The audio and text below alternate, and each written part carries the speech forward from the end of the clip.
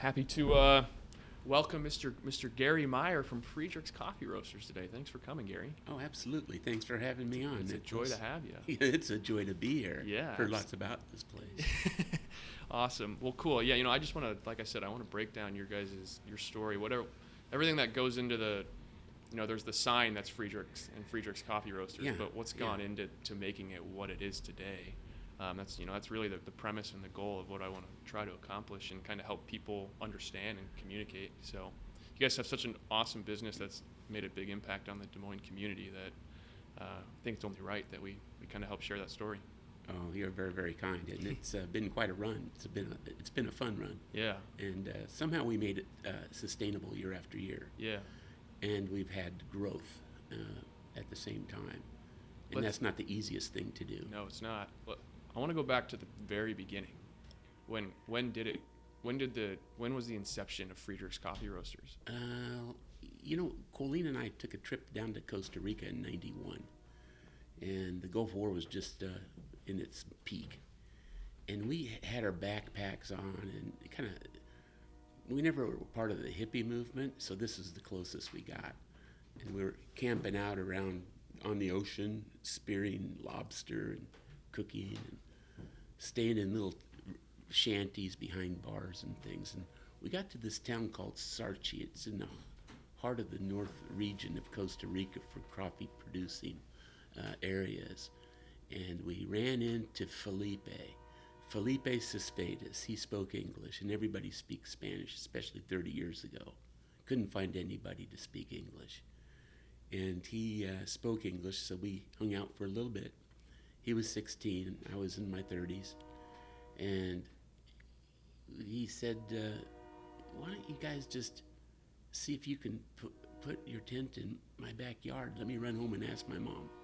He came back a half hour later and she said, okay, but I can't ride with you, so follow me up this hill. So he's running up this hill. About 20 minutes later, we got to his house and put our tent up in the backyard. Dad came home, and they just made dinner for us and just all sat around and watched us eat. Wow. And so, which was kind of interesting. It's probably part of their culture. So then they ate later, I suppose. I don't know. So and we ended up, they were coffee farmers. Wow. So you guys didn't go to Costa Rica with coffee in mind? No. Just a trip? Yeah, no, just a trip. I was passionate about coffee, along with other things. Yeah. What were you doing at the time before? I was selling construction equipment. Colleen had a florist, and then I went to work for her. And I answered the phone, and she designed flowers. Yeah. And we were just taking a little break from that. So you come back to the States, and you have this experience from being in Costa Rica. What happens next? Well, and I look at it, you don't have those opportunities very often in life. You might get 2 or 3 of those times where you're passionate about something, and you get a chance. If I don't do it now, I'll never do it.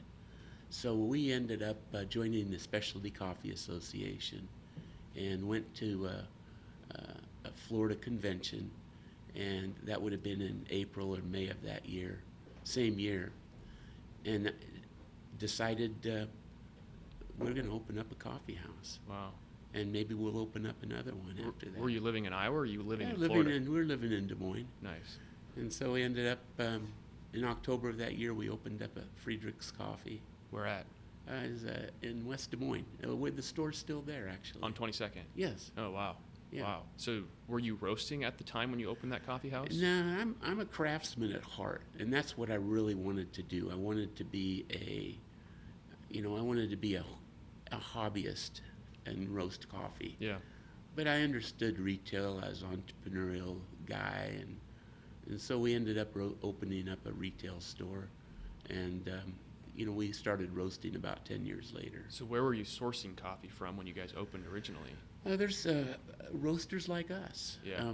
Roasters that would roast for specialty coffee companies, finer restaurants, and our roaster happened to be out of Oklahoma at the time, the one we were using. So what year was that when you guys first opened the doors at 22nd Street? October 1991, the same year we went to Costa Rica. Wow. So things came together rather quickly. Yeah. It was just a moment The timing was good. There weren't any coffee houses in Iowa that I know of. What other ones were around, within the area? None. The Register, according to them, we were the first one to open. Wow. And then, So this whole idea of a coffee house was kind of a new concept at the time? yeah, Starbucks was rolling out stores in Chicago at the time, and Gloria Jean was around, and so we learned a little bit. We would travel, and I'd sit in Starbucks all day long and just write down recipes. Yeah. And so we ended up opening. I had never, our espresso machine, I was out of town, our espresso machine was installed on a Friday. Wow. And I came back Friday night and we opened Saturday morning. Wow. I'd never made an espresso drink in my life until Wow. Saturday morning. Wow. Well, Friday night. So when you opened that first cafe and, you didn't roast coffee for about 10 years, Yeah. what did Friedrich's become known for? When we first opened, people would come in, they thought espresso, they thought we were overnight mail service. And so that was kind of cute. It just took a while. I think there was a culture that was ready to launch. I think people had heard of Starbucks, and we were the only coffee house in the city or Yeah. the state, and so Yeah. people would travel a good deal to get to us, and so we had some. Our numbers started off. We started off strong right away, first day. Wow. So, and then that's why we were able to grow so fast. A few other good locations came up, and we opened up another couple stores rather quickly. Yeah, so you opened that first cafe, you start roasting 10 years later. Yeah. Where did the roasting operation begin?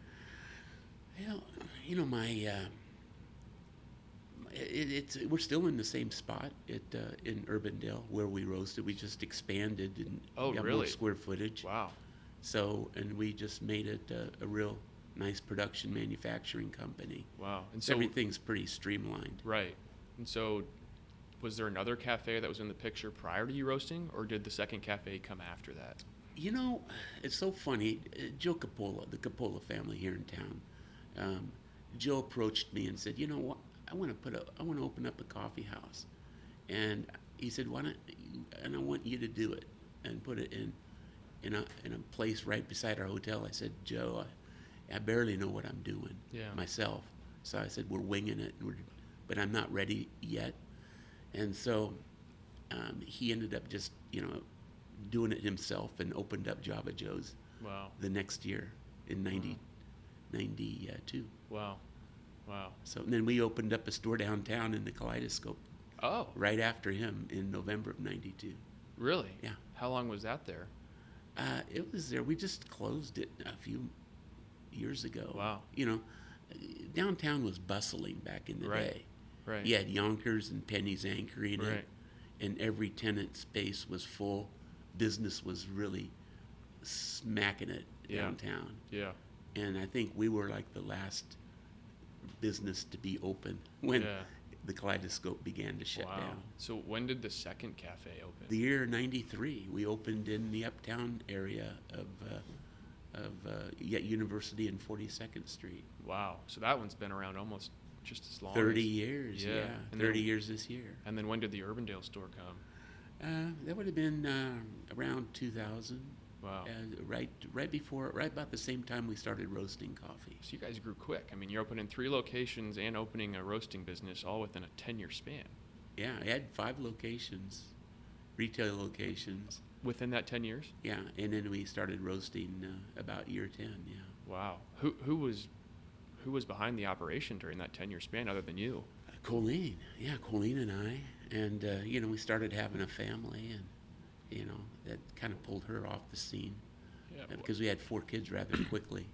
Wow. I mean, I can imagine that's a lot of work to do what you guys accomplished. I mean, what kind of sacrifices were you making during that 10-year span that helped get you to that point, and ultimately, probably what's carried you to the point you're at today? Well, when you're in business, I don't know that you really look at it as sacrifice. Yeah, it's a good You just perspective. look at it as, this is what I need to do to survive. And you love doing it, is my guess. Yeah. It becomes part of what you are and who you. It just becomes your identity and your brand. Yeah. And you don't look at it as work. You look at it as, this is what I love to do. This is what I'm passionate about. Yeah. Wow. So you opened the roasting operation initially. How many pounds of coffee, if that's even the right way to say it, were you roasting a day when you first started? Well, we still only roast a couple days a week. Okay. But we've expanded our production line. We have 3 roasters now. And you started with one, I'm assuming. One, yeah. And so, with our stores, hundreds of pounds a week for our stores. And Just now, your 3 stores that your cafes that you guys have. Yeah. Wow. And now we're roasting, thousands of pounds a week. So. Yeah. Wow. Start somewhere and grow to where you're at today. Yeah. That's amazing. And we have room to grow. Yeah. And we can perhaps grow right there. We run a pretty tight ship. Yeah. We take orders up until 6 in the morning, and everything that comes in by 6 in the morning gets roasted that same day and off our dock that night. Wow. Picked up by UPS, Federal Express, U.S. Postal Service. So it's you order coffee by 6 a.m. in the morning in Chicago, you'll have it the next day. Wow. Overnight. Yeah, We don't pull anything out of inventory that's Wow. pre-roasted. It's just the beauty of It's a small niche. business, if It's you a ask niche. me. Oh, And yeah, it just shows I don't know anybody else in the country that does that. yeah, We just developed a niche, that's amazing. and that's what we work. Yeah, that's amazing. Yeah. I want to talk a little bit about your guys' sign, the actual sign that Friedrich puts out Oh there. yeah. One, who is Friedrich? Where did that come from? He's probably quite a guy. That would be my grandfather. Okay. Friedrich Knock. Okay. And we were trying to hustle up a name, and we couldn't think of what to call it, our store. And my mom and dad, Dad was from Berlin, and my mom was too, but Dad came over and lived in the States and went back as a U.S. soldier. So he stayed there after the war, met my mom, and then they never really talked about the war. And they started talking about it later in life, and my mom said that my grandpa her grandpa Friedrich, she would go down to his cafe on Sundays, and they would have coffee and tea out on his outside patio. In It was Germany? in Charlottenburg. Wow. And it's pretty unique. Charlottenburg would be a suburb of Berlin, Yeah. and it would be right across the street from where the Charlottenburger Castle, where the King Friedrichs resided. Wow. So it was King Friedrich on one side, and my great-grandpa Friedrich on the other side. Wow. And the street that separated was called Kaiser Friedrich Boulevard. Wow.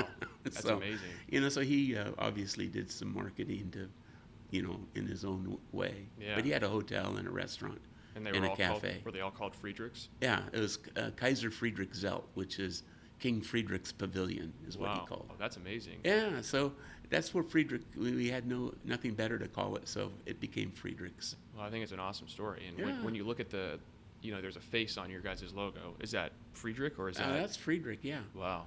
Yeah, a local company did some line art drawing of my great-grandpa, and that's it. Has the logo stayed the same since? Pretty much. It's not a very evolving logo.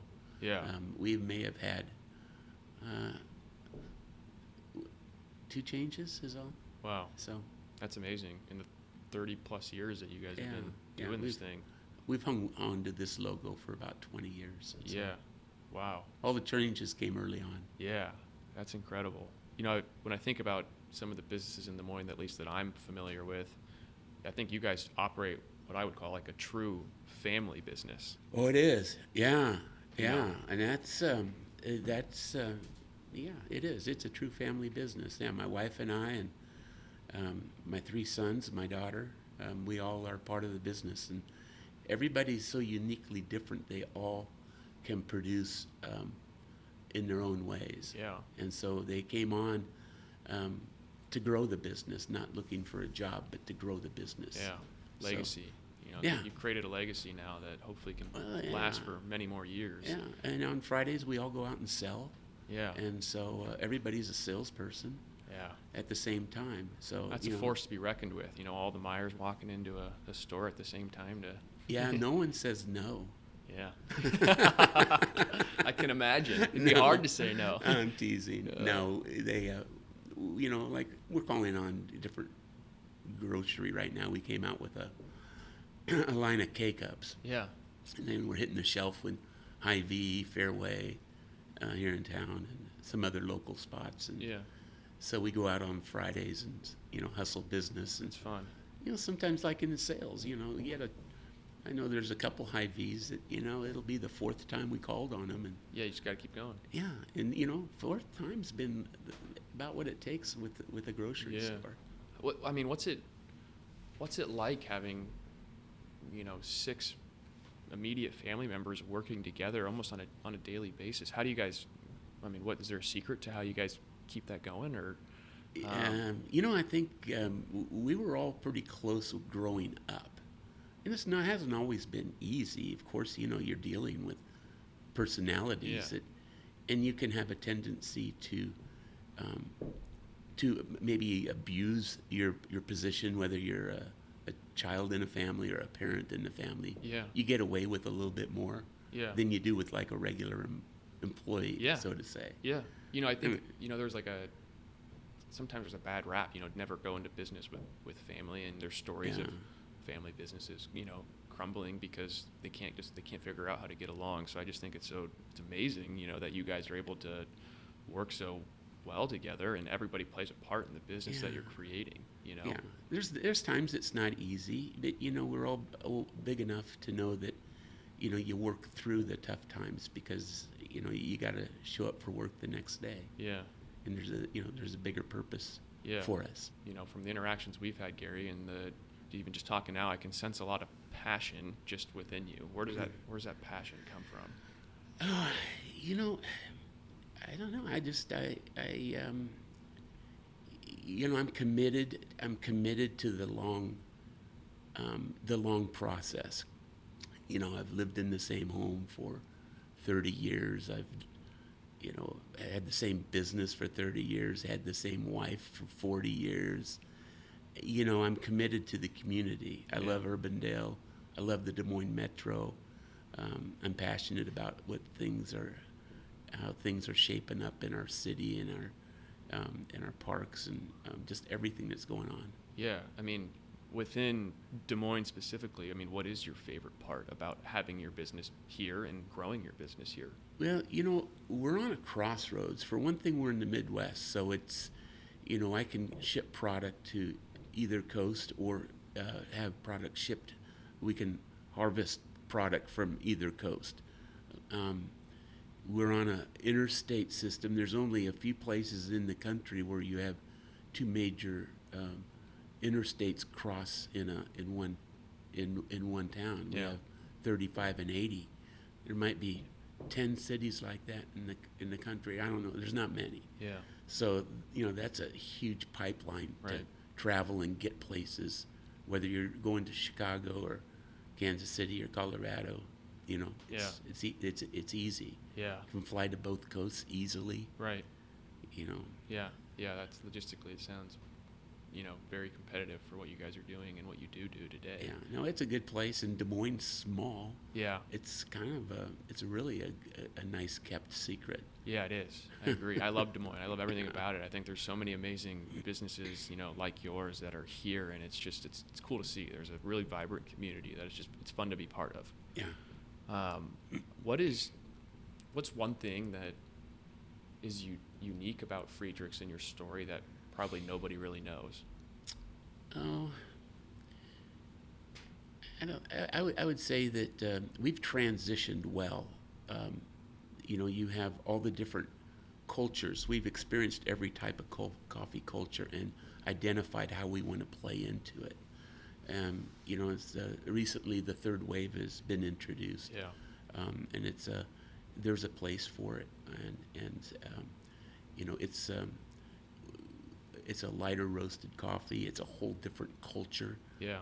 They're very ultra passionate people about what they're doing. Right.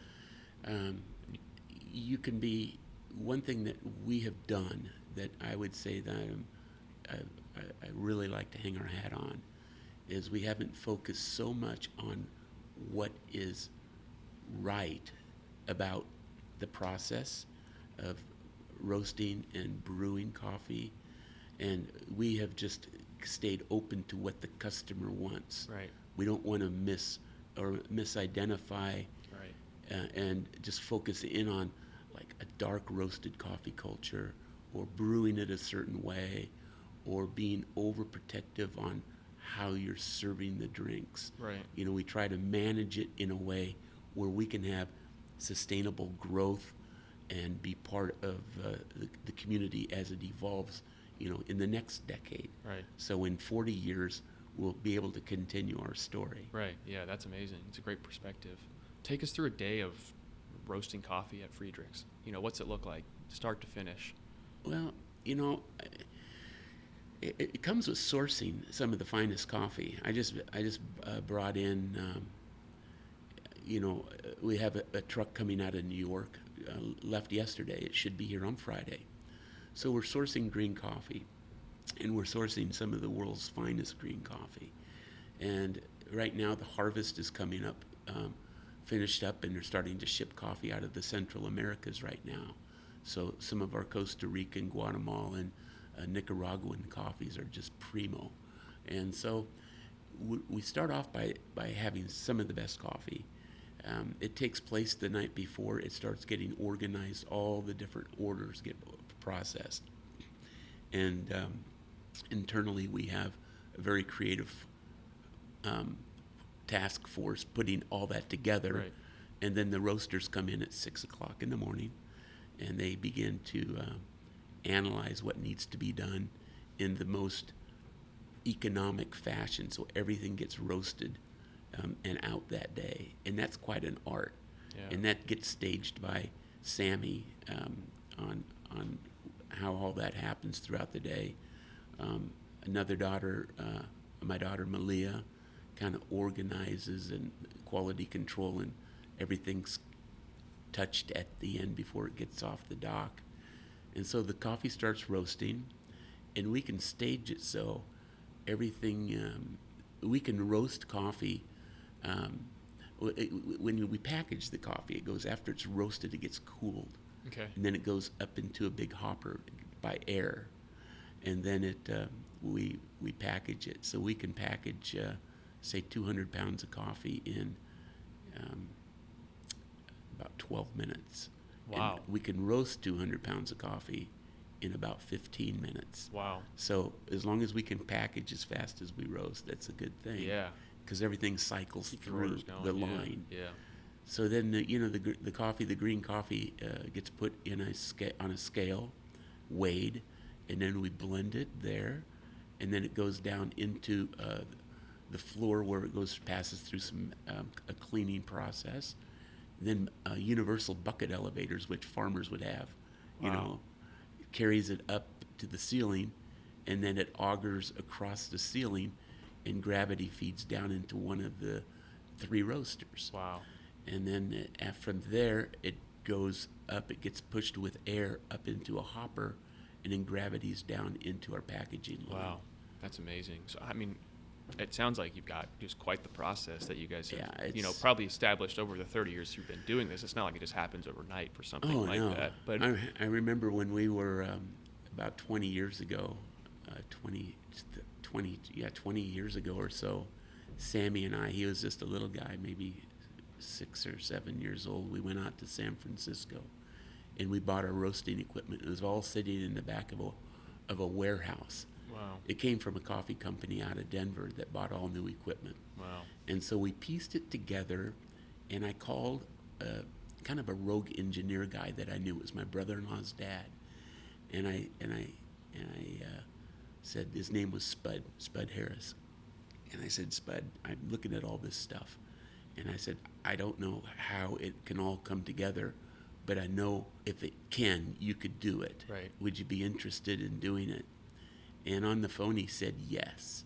And so I went and I bought all of this roasting equipment, and then brought it all back on 2 semi-loads. Wow. And took it to Jarnigan's north of town. They sandblasted and painted it all, and Wow. brought it to our warehouse, and Spud came down and put it all together. Wow. That's incredible. I know, it's just knowing people. Yeah, it This is. is a nice part of our story. Yeah. How many pounds can you roast in a day? Like, what's the max you guys could, or what do you guys do on like your busiest day? How many pounds are going out your door? Maybe, maybe our busiest days are, maybe we roast 3,000 pounds. Wow.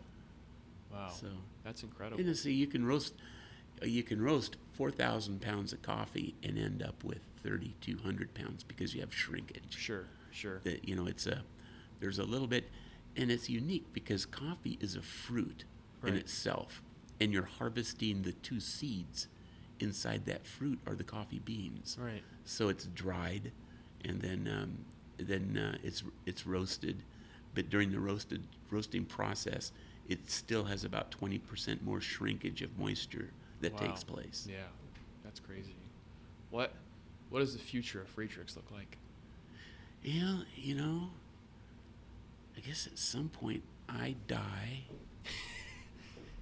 and then we have to figure out we're putting together a transitional Yeah. plan right now.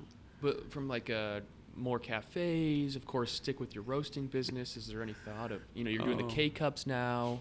Of You course, know- like it sounds like just, listening to what the customers want, like you mentioned. But We've diversified. We almost didn't make it about 10 years ago. We,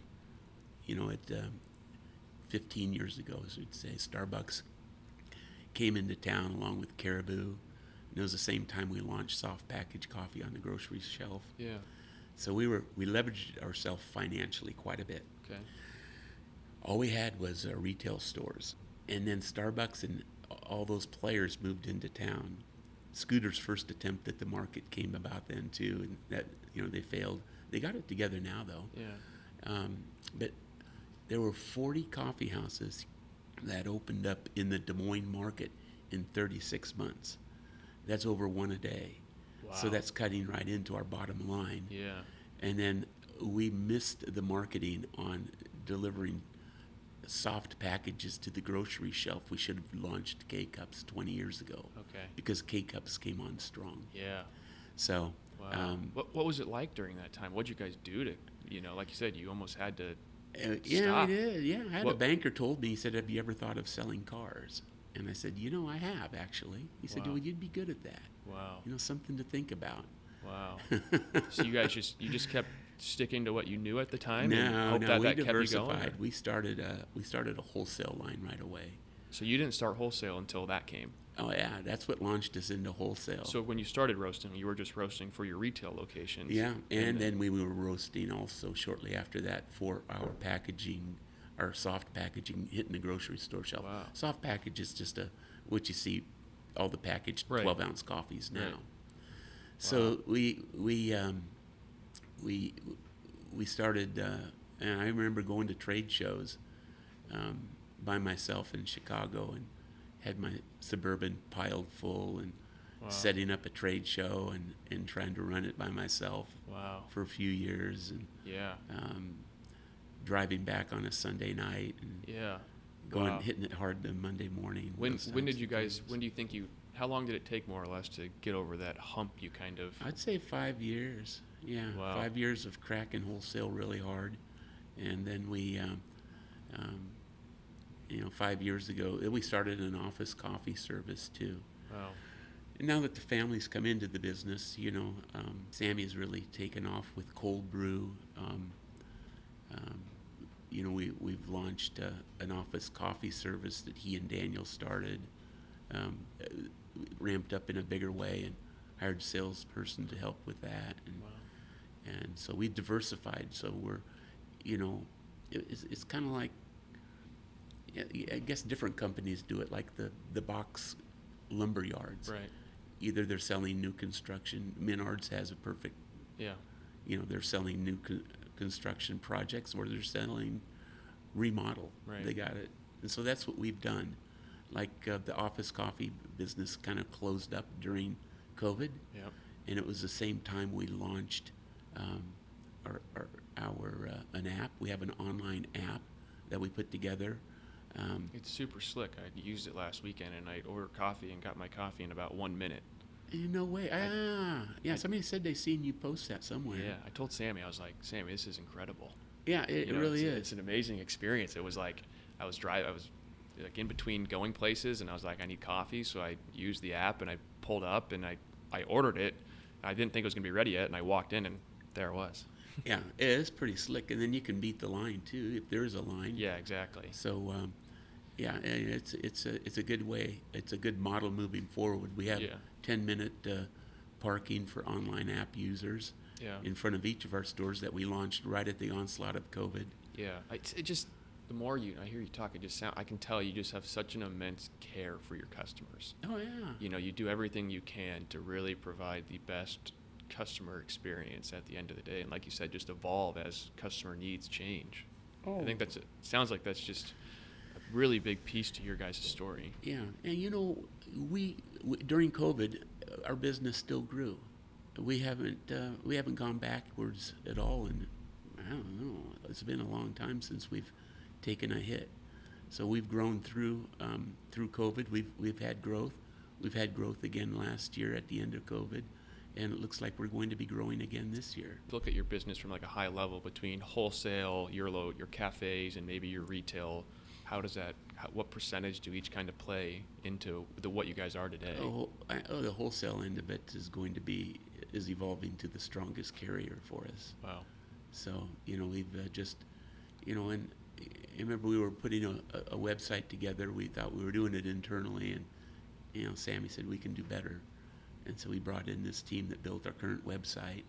And so that's been really fun to work with. Yeah. And so we, during COVID, I remember we bought 500 pounds of coffee, and we were just going to, because nobody was. Remember at the beginning, it was like where's everybody at? There's no cars on the street, and on one Saturday, we said stop by Friedrich's, and we'll just stay in your car. We'll give you a pound of coffee. I was fortunate enough to experience that. Oh, were you? That was an incredible thing that you guys did. I mean, especially like you said, during that time there was no cars on the street, so just seeing people come out and seeing a business like yours more or less giving back to the community during that time. I mean, that was people amazing. thought we had a bunch of extra coffee we couldn't sell but no, we were growing still during that time. Yeah, that's cool, putting your growth kind of back into the community. And you know, I remember it caught some news stations, local news stations came out, and the Des Moines Register, one of their photographers, just fell in love with the whole concept, and one of his photos went AP, and Wow. And then it hit I think it was made it to the Washington Post. Wow. And so that picture had 27,000 hits on one site alone. Yeah. On promoting, and we launched during that time we launched a 12 ounce packaging line of coffee. Wow. So we picked up all these Yeah. customers on the East Coast with 12 ounce bags of coffee. That's awesome. That's awesome.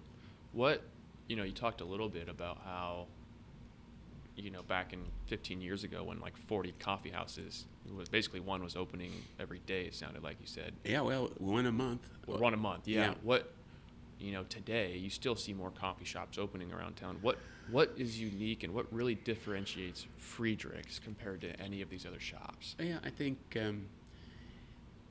we just keep progressing. We've changed our look. We've remodeled all of our stores in the past couple years. We're just keeping an edge on equipment and, customer service. And, we just value our customers and want everybody to have a good experience. It felt during COVID like we were failing miserably because we couldn't please anybody. Right.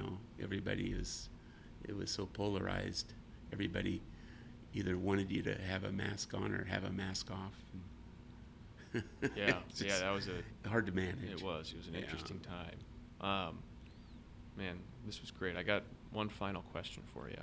So if you're talking to somebody and they've never heard about Friedrich's before, and they see your sign, what is one thing you want them to know about Friedrich's?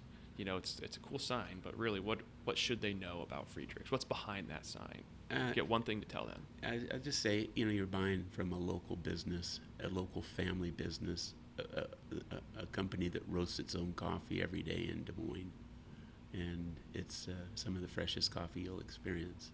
Awesome. Sweet. Yeah. Thanks for coming in, Gary. Oh, Nicholas, you're awesome. It was a joy. Thank you. Appreciate it. Absolutely. Thank you.